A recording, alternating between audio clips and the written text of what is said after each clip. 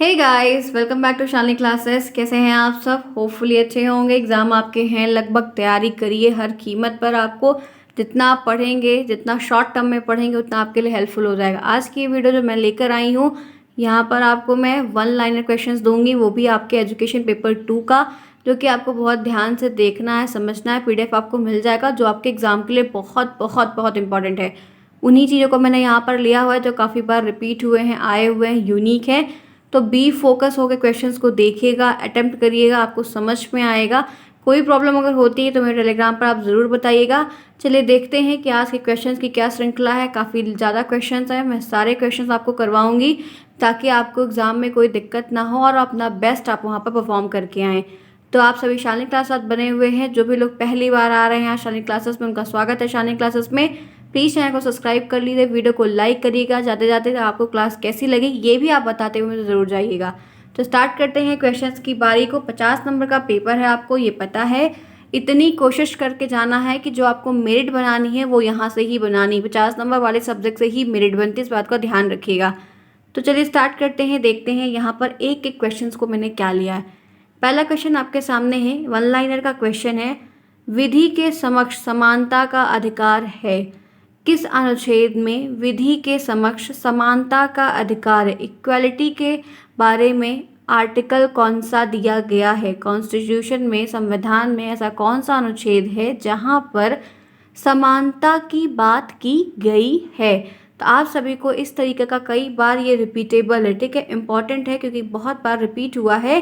तो right answer आप सभी को पता है कि इक्वालिटी के लिए जो आर्टिकल है जिसमें समानता की बात की गई है, उसका अनुच्छेद 14 है। क्या है? अनुच्छेद 14। ये 14 से लेकर आपको 14 भी मिलेगा ऑप्शन में, तो आप दोनों टिक करेंगे। वन लाइनर करने का एक बेनिफिट है, एक तो ऑब्जेक्टिव वाला भी तैयार हो जाता है, साथ ही साथ अति लघुत्तरी वाला भी तैयार हो जाता है। तो एक पन दो काम, ठीक है। आगे बढ़े, आइए 1 मिनट दूंगी आपके एक क्वेश्चंस को। आपका समय बहुत वेस्ट नहीं होगा, आपको बस रिवाइज करना, बहुत इंपॉर्टेंट है। देखिए ये मैंने खुद से लिखा हुआ है, ठीक है, मैंने खुद से इसको अपनी पेन से लिखा हुआ है। आगे आइए, राइटिंग समझ जाइएगा, ठीक है। देखिए, सामाजिक एवं शैक्षणिक दृष्टि से पिछड़े वर्ग में हेतु प्रावधान है। सामाजिक तौर पर जिनको पीछे किया गया है, जो शैक्षणिक दृष्टि से बहुत ही पिछड़े वर्ग में आते हैं, उनके लिए जो प्रावधान बनाए गए हैं हमारे संविधान में, वो कौन से अनुच्छेद में रखे गए हैं? आपसे यही प्रश्न बन रहा है। और शुरुआत से मैंने क्वेश्चंस को लिया क्योंकि पहले का जो चैप्टर है उसमें सारे आर्टिकल की ही बातें आपसे की गई हैं एजुकेशन में, तो यहाँ पर भी मैंने शुरुआत भी वहाँ से की है। क्या है? देखिए, प्रश्न है आपका एक लाइनर का कि सामाजिक एवं शैक्षणिक दृष्टि से पिछड़े वर्ग हेतु प्रावधान कौन से अनुच्छेद में दिया गया है? आपको बताना है कि अनुच्छेद 14 से लेके 15 में, मतलब 14 के 4th सेक्शन में, 15 के 4th सेक्शन में और अनुच्छेद 46 में, दो अनुच्छेद के बारे में आपको ये जानकारी मिलेगी। एक 15 का चौथा भाग, 15 का 15 4 में, ठीक है। किसमें? 15 4 में आपको मिलेगा और आपको मिलेगा आर्टिकल 46 में। आपको ये प्रश्न लिखने को अति लघुत्तरी में आएगा तब तो आप लिख दिएगा, नहीं तो अगर बहुविकल्पी में ये वाला ज़्यादा पूछा गया आर्टिकल 46, तब आपको पता ना होगा। तो ठीक है, दो तरीके से बन जाएगा। नेक्स्ट, लोक नियोजन के विषय में अवसर की समता। लोक नियोजन के विषय में जो अवसर की समता है, अपॉर्चुनिटी की, वो किस आर्टिकल में दी गई है बताइए? तो आप यहाँ पर देख सकते हैं कि राइट आंसर यहाँ पर है आर्टिकल 16 में, ठीक है। आर्टिकल 16 में लोक नियोजन के विषय पर जो समानता का अवसर है, जो समानता का अवसर अपॉर्चुनिटी है देने की बातें जो की गई हैं, वो संविधान में अनुच्छेद 16 में सारी बातें एक एक लाइन करके लिखी हुई है, ठीक है, जहाँ पर इनसे रिलेटेड हर एक मुद्दे को उठाया गया है। नेक्स्ट, भाषा, लिपि और संस्कृति बनाए रखने का अधिकार किसमें है? किस अनुच्छेद में भाषा, लिपि, अपनी संस्कृति को बनाए रखने का अधिकार है बताइए? आप देख सकते हैं कि यहाँ पर राइट आंसर अनुच्छेद 29 है। आर्टिकल 29 में ये सारी बातें की गई है जहाँ पर भाषा से रिलेटेड, लिपि से रिलेटेड, संस्कृति से रिलेटेड, ये सारे चीज़ों का जो अधिकार है, राइट है, उनके विषय में पूरी डिटेल दी गई है, ठीक है। आइए देखते हैं नेक्स्ट क्वेश्चन यहाँ पर क्या है। नागरिकों को शिक्षा संस्थानों में प्रवेश का अधिकार है। नागरिकों को शिक्षा जो संस्थान है, जो एजुकेशन इंस्टीट्यूट है, वहाँ पर एंट्री लेने का जो प्रावधान है, वो सारी बातें किस आर्टिकल में कही गई हैं? काफ़ी बढ़िया प्रश्न है। आप देख सकते हैं कि वन लाइनर क्वेश्चंस को मैंने चूज़ किया है, काफ़ी बढ़िया है। आएगा प्रश्न यहाँ पर है अनुच्छेद 29(2). अनुच्छेद 29 में समानता, भाषा, संस्कृति इनको बनाए रखने के अधिकार के लिए बातें कही गई हैं, लेकिन उसी के दूसरे अंग नागरिकों को शिक्षा के संस्थानों में प्रवेश दिलाने के लिए, मतलब एडमिशन लेने का जो पूरा सब कुछ है, वो आर्टिकल 29(2) में दिया गया है। Clear friends? आगे चलें। सबको समझ में आ रहा होगा, प्रॉब्लम किसी को नहीं होगी। काफ़ी बढ़िया प्रश्न मैंने चूज़ किया हुआ है। आइए देखिए, अल्पसंख्यकों की शिक्षा का अधिकार किस में है? अल्पसंख्यक वर्ग जो हैं उनकी जो एजुकेशन सिस्टम है, जो उनके लिए सारी चीज़ें प्रोवाइड करवाई गई हैं, उसके बारे में संविधान के किस अनुच्छेद में बातें कही गई हैं? तो आप जानते हैं इसका राइट आंसर अनुच्छेद 30 है। आर्टिकल 30 में अल्पसंख्यकों की शिक्षा के विषय में सारी बातें विस्तारपूर्ण कही गई हैं। आगे चलें, आइए आगे बढ़ते हैं। नेक्स्ट है हिंदी भाषा का प्रचार प्रसार किस आर्टिकल में? बहुत बढ़िया प्रश्न है। आपको टेट, सुपर टेट, सीटेट हर जगह ये वाला प्रश्न देखने को मिलेगा कि हिंदी भाषा जो हमारी मातृभाषा है, उनका जो प्रचार प्रसार है उसके बारे में वर्णन संविधान में किस अनुच्छेद में दिया गया है? तो राइट आंसर यहाँ पर होगा अनुच्छेद 351। ठीक है, आइए नेक्स्ट। बाल अधिकार की घोषणा कब की गई? ऑब्जेक्टिव में भी आएगा, अतिलघुत्तरी में भी आएगा। काफ़ी इंपॉर्टेंट है ये, कई बार पूछा गया है। तो राइट आंसर है 20 नवंबर 1989। 20 नवंबर 1989 बाल अधिकार की घोषणा कब की गई? 20 नवंबर 1989 को। आगे चलें, आइए आगे बढ़ते हैं। नेक्स्ट यहाँ पर है राष्ट्रीय बाल नीति की घोषणा कब हुई? राष्ट्रीय बाल नीति की घोषणा कब हुई? तो राइट आंसर आपको पता है 22 अगस्त 1947 को। कब हुई? 22 अगस्त 1947। नेक्स्ट, स्त्री एवं बच्चों के क्रय विक्रय पर सजा है। जो औरतों को, लड़कियों को, बच्चों को बेचा जाता है, उनके ऊपर जो भी पकड़ा जाता है उसको सज़ा दी जाती है। तो ये एक दंडनीय अपराध है। तो इसके विषय पर सारी बातें कहाँ पर कही गई हैं जिनमें सज़ा का हर एक चीज़ बताया गया? तो वो अनुच्छेद 23 है। अनुच्छेद 23 में जो औरतों, लड़कियों को बेचा जाता है गलत काम के लिए, बच्चों के किडनी गुर्दे निकालने के लिए, और औरतों का गलत काम करने के लिए उनके साथ, तो ये सारी चीज़ें जो होते हैं, दुष्कर्म वगैरह, तो इन सबसे रिलेटेड जितनी भी बातें हैं वो आर्टिकल अनुच्छेद 23 में कही गई हैं। नेक्स्ट, बच्चों के कारखानों में लगाने पर अपराध की है। बच्चों को, छोटे बच्चों को काम के कारखानों में, इंडस्ट्रीज़ में, छोटी छोटी फैक्ट्रियों में लगाने के लिए, ठीक है, तो उन पे जो सज़ा है वो किस बारे में, मतलब किस आर्टिकल में है? तो वो अनुच्छेद 24 है। ठीक है, वह छोटे बच्चों को लगाया जाता है। ये अक्सर इनको आप देख सकते हैं कि जहाँ पर ये डिस्पोजल वाले बर्तन बनते हैं, जिस पे निमंत्रण वगैरह में यूज़ होता है, उस पर वहाँ पर उनको जो है काटने पीटने के लिए बनाते हैं। अक्सर जो स्टील के बर्तन आते हैं, इनको एक बार उस कपड़े से साफ़ किया जाता है, फिर कलेक्ट किया जाता है। तो वहाँ पर जो ये प्लास्टिक की डिस्पोजल की ग्लास बनती है पानी पीने के लिए, इन सब में लगाया जाता है। ठीक है, जहाँ पर इनकी जान का खतरा ना, वहाँ पर इनका इस्तेमाल करते हैं। लेकिन ये भी एक अपराध है, आप गलत काम करते हैं, उसके एवज में आपको अनुच्छेद 24 में दंडनीय अपराध के तहत सज़ा भी मिलेगी। ठीक है, जो करते पकड़ा जाएगा वो भोगेगा भी। आगे आइए, बाल नियोजन अधिनियम कब आया? बाल नियोजन अधिनियम के बारे में क्या बातें हैं? तो ये 1938 में आया। कब आया? 1938 में। बाल श्रम अधिनियम कब आया? तो ये 1986 में आया। डेट इंपॉर्टेंट है, सबसे ज़्यादा इंपॉर्टेंट डेट है। डेट भूलेंगे तो दिक्कत आपको हो जाएगी 100%। आगे आइए, चलते हैं नेक्स्ट। भारतीय कारखाना अधिनियम, इसका अधिनियम कब आया? तो 1948 में आया। ठीक है, भारतीय कारखाना अधिनियम 1948। शिशु अधिनियम कब आया? 1961। कब आया शिशु अधिनियम? 1961 में आया। आगे आइए, नेक्स्ट है व्यापार के बाद इस देश में उनका झंडा लहराया और उसके साथ उनकी शिक्षा का आरंभ हुआ। ये कथन किसका है? व्यापार के बाद इस देश में उनका झंडा लहराया और उसके साथ उनकी शिक्षा का आरंभ हुआ। तो ये कथन किसने है? तो ये टी.एन. सिकेरा ने कहा। किसने कहा है? टी.एन. सिकेरा जी ने कहा है। ये उनका कथन है। ध्यान रखिएगा, कथन और डेट ये काफ़ी इम्पोर्टेंट है। कब पारित हुआ, कब आया, ये काफ़ी मात्रा में पूछा गया है। ठीक है, आगे आइए, चलिए आगे नेक्स्ट। जिन संस्थानों ने मिशनरियों को भारतीयों से संपर्क स्थापित करके और उन्हें धार्मिक सिद्धांतों से अवगत कराने का अधिकार देना है। शिक्षा संस्थानों का मतलब क्या होता है? ये ऐसी संस्थानें होनी चाहिए जो मिशनरियों को भारतीयों से संपर्क स्थापित करने और उन्हें अपने धार्मिक सिद्धांतों के बारे में जानकारी देने का एक अवसर देना चाहिए। ये है DOLN ने कहा है। किसने कहा है?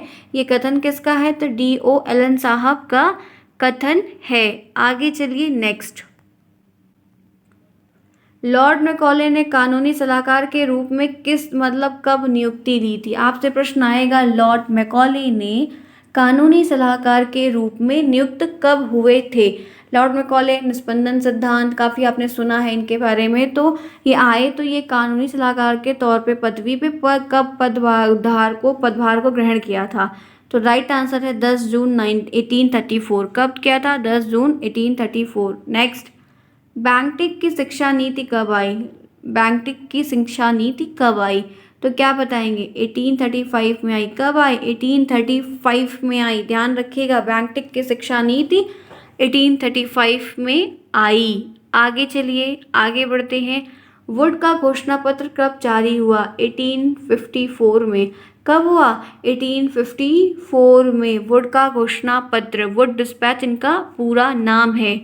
आगे आइए, नेक्स्ट कथन का प्रश्न है। 1854 का घोषणा पत्र एक युग का अंत करता है, शिक्षा के महान अंगदूतों का नहीं। किसने कहा है? बात यहाँ पर एक कथन है, कथित कथन कहा गया है। 1854 का घोषणा पत्र एक युग का अंत करता है, शिक्षा के महान अग्रदूतों का नहीं। तो ये हैम्पटन ने कहा है, ठीक है, हैम्पटन का कथन है, ध्यान रखिएगा। आगे आइए, यह घोषणा पत्र भारतीय शिक्षा का आधार स्तंभ है। भारत में आधुनिक शिक्षा प्रणाली का शिलान्यास इसी ने किया। किसने कहा है ये कथन? ये घोषणा पत्र भारतीय शिक्षा का आधार स्तंभ है, पिलर है, जो भारत में आधुनिक शिक्षा प्रणाली का शिलान्यास किया है इसी ने। तो इसको बसु के अनुसार, ठीक है, बसु जी ने इस बात को कहा है। आगे आइए, चलते हैं इसी क्रम में। नेक्स्ट, भारतीय शिक्षा आयोग कब गठित हुआ? Right answer 1882। कब हुआ? 1882। नेक्स्ट, भारतीय शिक्षा आयोग के अध्यक्ष कौन थे? तो सर विलियम हंटर। कौन थे? Sir William Hunter. आगे आइए, चलते हैं, नेक्स्ट देखते हैं। लॉर्ड रिपन ने भारत का नया गवर्नर जनरल कब नियुक्त हुआ? लॉर्ड रिपन भारत के नए गवर्नर जनरल के तौर पर कब नियुक्त हुए थे? तो राइट आंसर है 1880। कब? 1880 में। आगे बढ़िए, नेक्स्ट देखते हैं। भारत के गवर्नर जनरल के रूप में लॉर्ड कर्जन का पदार्पण कब हुआ? भारत के एक नए गवर्नर जनरल के रूप में लॉर्ड कर्जन का पदार्पण कब हुआ? वो सन आपसे पूछ रहा है। आप देख सकते हैं डेट के प्रश्न ज़्यादा आ रहे हैं, तो राइट आंसर है 1898। नेक्स्ट, शिमला शिक्षा सम्मेलन आयोजित हुआ कब? 1901। ध्यान रखिएगा, राइट आंसर 1901। आगे बढ़े, चलिए। भारतीय शिक्षा का महाधिकार पत्र की संज्ञा दी गई है। भारतीय शिक्षा के महाधिकार की पत्र की संज्ञा किसको दी गई है? वेरी इंपॉर्टेंट, मेनी टाइम्स ये आया हुआ है। तो राइट आंसर है sir Charles Wood. Sir Charles Wood. भारतीय शिक्षा का अधिकार पत्र की संज्ञा किसको दी गई है? तो राइट आंसर है सर चार्ल्स वुड। आगे आइए, ग्रांट ने संसद के समक्ष एक आज्ञा पत्र रखा। चार्ल्स ग्रांट ने संसद के समक्ष एक आज्ञा पत्र रखा। वो कब रखा? तो राइट आंसर आपको बताना होगा। आपको डेट के फॉर्म के क्वेश्चंस मेनी टाइम आपको रिवाइज करने होंगे। 1839। आगे आइए, नेक्स्ट, मैकॉले का विवरण पत्र कब पारित हुआ? तो राइट आंसर 1835। राधाकृष्णन आयोग कब आया? 1948 से लेकर 1949। नेक्स्ट, माध्यमिक शिक्षा आयोग 1953। विश्वविद्यालय अनुदान आयोग 1953। इम्पॉर्टेंट है, ध्यान रखिएगा। यशपाल समिति 1992 से 1993। राष्ट्रीय पाठ्यचर्या संरचना शिक्षक शिक्षा कब? 2009। ध्यान रखिएगा, भूलिएगा नहीं, इम्पॉर्टेंट है एग्ज़ाम में, पूरी तरीके से आपको बहुत हेल्प मिल जाएगी इस PDF से, इस वीडियो से, तो ध्यान से देखिए। आगे आइए नेक्स्ट, राष्ट्रीय शिक्षा नीति का दस्तावेज, कितने दस्तावेज है राष्ट्रीय शिक्षा नीति में, कितने दस्तावेज है, कुल दस्तावेजों की संख्या कितनी है, तो 12 दस्तावेज है। कितने हैं? 12 दस्तावेज है। नेक्स्ट, राष्ट्रीय पाठ्यचर्या की रूपरेखा में कितना अध्याय है, कितना अध्याय दिए, नेशनल कैरिकुलम फ्रेमवर्क में कितने अध्याय दिए गए हैं, तो राइट आंसर है 5 अध्याय। कितने अध्याय की बात की गई है, तो 5 अध्याय की बात की गई है। आगे आइए, इसी श्रृंखला में बढ़ते हैं। ऑपरेशन ब्लैक बोर्ड क्या है, ऑपरेशन ब्लैक बोर्ड कब पारित हुआ, तो राइट आंसर है 1987 को। देखिए बहुत इंपॉर्टेंट टॉपिक है 1987। आगे चलते हैं, इसी क्रम में देखते हैं नेक्स्ट क्वेश्चंस को, यहाँ पर क्या है, ठीक है। फिर है सेवारत अध्यापकों का विस्तृत अभिन्यास कार्यक्रम क्या है, तो 1986 में सेवारत अध्यापकों का विस्तृत अभिन्यास कार्यक्रम कब लगा, मतलब कब से लागू हुआ है, तो 1986 से हुआ है। ये जो फुल फॉर्म है, ये फुल फॉर्म को आपको भी रिमेंबर करके रखना है। कुछ सेक्शन ऐसे हैं जो यहाँ पर आपको डेट के साथ साथ ये फुल फॉर्म भी आपको पूरा याद रखना है, क्योंकि प्रश्न आता है। आगे आइए, प्राथमिक शिक्षकों का विशेष अनुस्थापन कार्यक्रम 1993 से 1994, ठीक है। ये भी आपको, ये वाला इंपॉर्टेंट है, ये वाला बहुत इंपॉर्टेंट है। सब उधार, सब ये जितने भी सब फॉर्मूले आपको याद रखने होंगे, सॉरी फुल फॉर्म आपको याद रखना होगा, फुल फॉर्म आपको लिखने को आएगा, इस बात को ध्यान रखिएगा। आगे आइए, जिला प्राथमिक शिक्षा कार्यक्रम, जिला प्राथमिक शिक्षा कार्यक्रम कब लागू हुआ, 1994, कब, 1994 में। फिर है सबके लिए शिक्षा पर विश्व कॉन्फ्रेंस का आयोजन किया गया था, सबके लिए शिक्षा पर जो वर्ल्ड की कॉन्फ्रेंस का आयोजन है वो किस सन में हुआ था, जिसमें सबकी शिक्षा की बात की गई थी, तो राइट आंसर है 1994, बेस्ट ऑप्शन 1990 में, कब, 1990 में, ठीक है। आगे आइए, सर्व शिक्षा अभियान की शुरुआत कब हुई, सर्व शिक्षा अभियान की शुरुआत की जो एक पहल मुहिम रखी गई वो कब उसकी शुरुआत की गई, आप सभी को इसके बारे में जानकारी होनी चाहिए, और कुछ योजनाओं को भी पढ़ लीजिएगा कि योजनाएं क्या क्या रिसेंट में चल रही हैं, तो उससे प्रश्न आपको उम्मीद है कि बन जाए। और ध्यान रखिएगा कि ऐसे जो ऑब्जेक्टिव डेट वाले हैं वो बिल्कुल बहुत ही ध्यान से पढ़िएगा, तो राइट आंसर यहाँ पर 2001 है। आइए आगे चलते हैं, नेक्स्ट यहाँ पर क्या है इसको देखते हैं। फिर यहाँ पर एक दिया हुआ है, लास्ट है इस पेज में, कि शिक्षा गारंटी योजना कब लागू हुई थी या कब आई थी, तो राइट आंसर अप्रैल 2001, शिक्षा गारंटी योजना अप्रैल 2001। आगे आइए नेक्स्ट पेज पे, जिला प्राथमिक शिक्षा कार्यक्रम की शुरुआत कब हुई, जिला प्राथमिक शिक्षा कार्यक्रम की शुरुआत कब हुई, तो राइट आंसर है 1994 में इसकी शुरुआत की गई।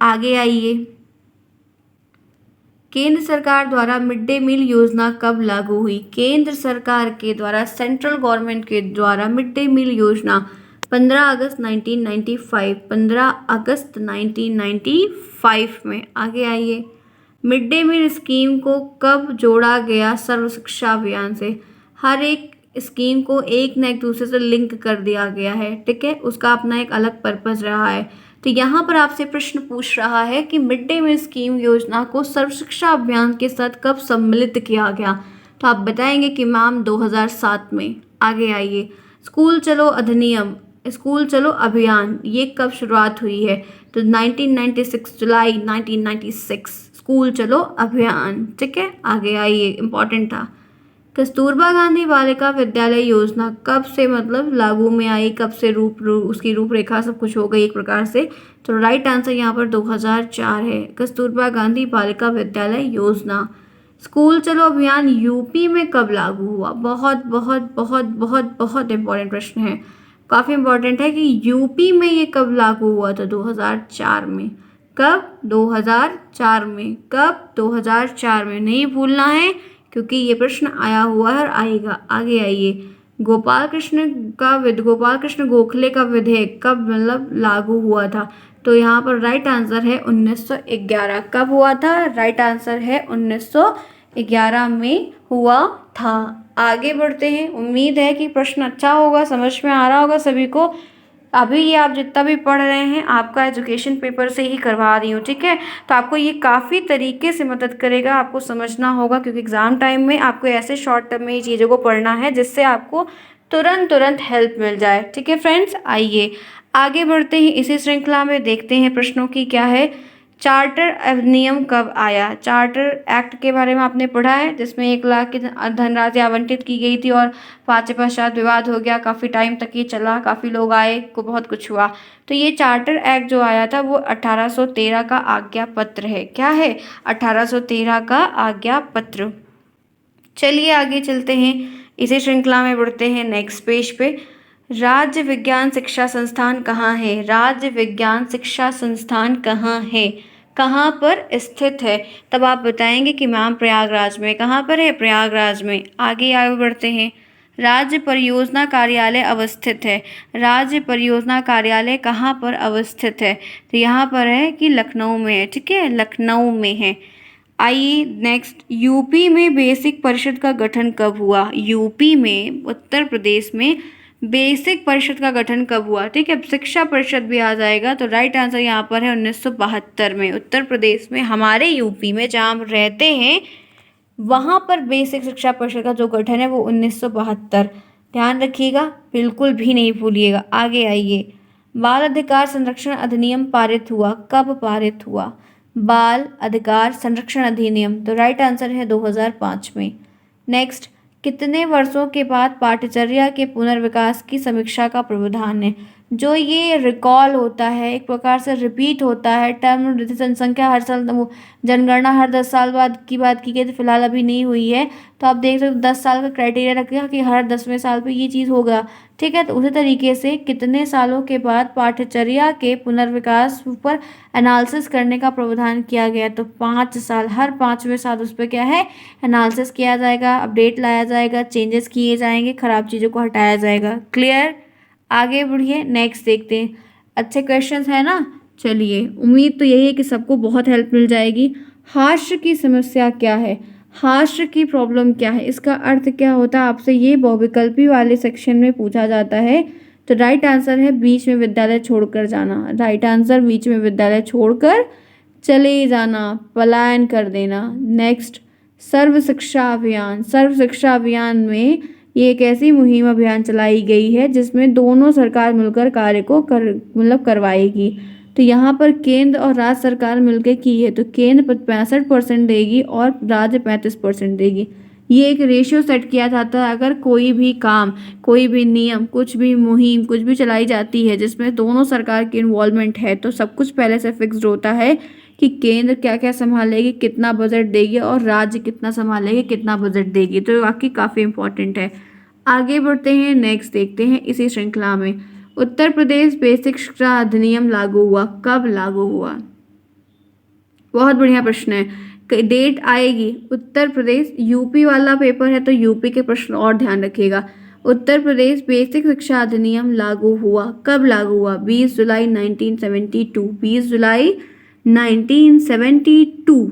आगे आगे चलते हैं। एनसीईआरटी की स्थापना कब हुई? NCERT, national council education research training, national council education research training, ठीक है, फॉर एजुकेशन रिसर्च ट्रेनिंग। तो यहाँ पर ये जो फुल फॉर्म है, ठीक है, हिंदी में भी इंग्लिश में भी याद रखिएगा। इंग्लिश में मत लिखिएगा, कॉपी इस बात ध्यान रखिएगा, वरना कॉपी में फिर आपको XXYYZ दिखेगा। एनसीईआरटी की स्थापना 1 सितंबर 1961, 1 सितंबर 1961। आगे आइए, जिला शिक्षा एवं प्रशिक्षण संस्थान डाइट। डाइट का फुल फॉर्म याद रखिएगा, ये आता है प्रश्न में।